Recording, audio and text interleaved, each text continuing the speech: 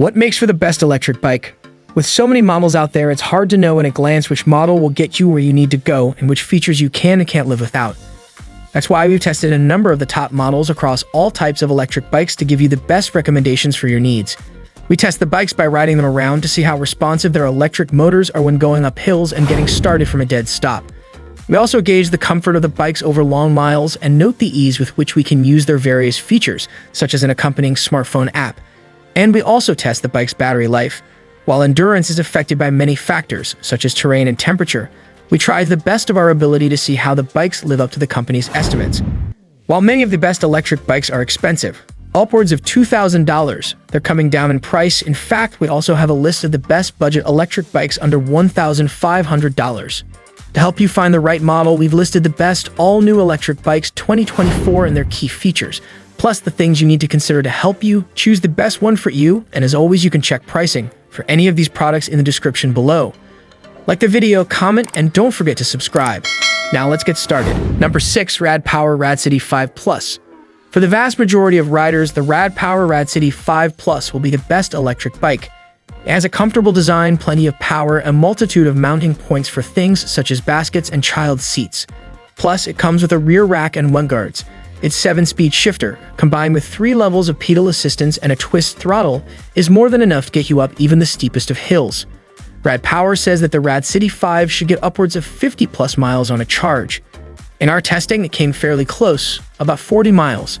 We really enjoyed pedaling around on this bike, which is offered in both step-through and step-over models.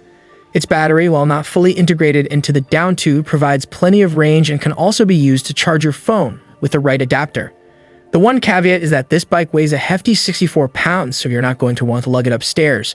At a starting price of $1,999, it's reasonably affordable, but you should check out our RadPower Bikes promo codes for the latest discounts. Number 5. Ride1Up Turris. While there are plenty of great electric bikes that cost more than $2,000, the Ride1Up Turris shows that you can get a lot of value from a bike that costs much less. During our testing, we found the Turris 750 motor to be more than powerful enough for most situations. We were equally impressed with how quickly it responded when we started pedaling, as many budget e-bikes exhibit a slight delay in these situations. There is a slight lag when using just the throttle, though other standout features include its mechanical disc brakes, easy-to-read digital display, and bright 60 lux headlight. Included front and rear fenders help to keep our clothes clean on wet days, and its wide 27.5 x 2.4-inch tires made for a comfortable ride. So much so that we thought that the front suspension felt a bit extraneous. There's no taillight, so you'll want to check out our picks for the best bike lights, and unlike some pricier e-bikes, you'll have to assemble a few pieces of the bike yourself, including the handlebars, front wheel, and pedals. We also had to make a few adjustments to the fenders, which might mean a trip to your local bike shop. But for those who want an affordable electric bike to get around town, the Turris should be at the top of your list. Number 4. Aventon Aventure.2. If you're looking for a fat tire electric bike that's less than $2,000, the Aventon Aventure.2 is hard to beat. It's as good off-road as it is on pavement, has a beefy battery and a clear color display, as well as fenders that'll save your clothes from getting too muddy. Other niceties include a brake-activated rear light and turn signals. The Aventure.2 has both pedal assist and throttle modes, and the battery and wires are neatly integrated into the frame. What's more, the battery can be removed for charging. The battery lasted nearly the advertised 60 miles on a charge, but, as with other e-bikes, we drained it much faster when we relied on the throttle. While not as capable as a dedicated mountain bike, the Aventure.2 was able to get us up and over hilly terrain, and its torque sensor was quick to translate our pedaling into power. Our only real critiques were the bike's 77-pound weight and its front suspension fork, which felt unnecessary. Otherwise, it's an excellent bike for the price. Number 3. Charge Bike City. If you plan on commuting to work, Charge Bike City may well be the best bike for you. Not only does it come with features like full fenders to keep the mud off and a rear rack for a pack or bag, but it does everything well for a very reasonable price.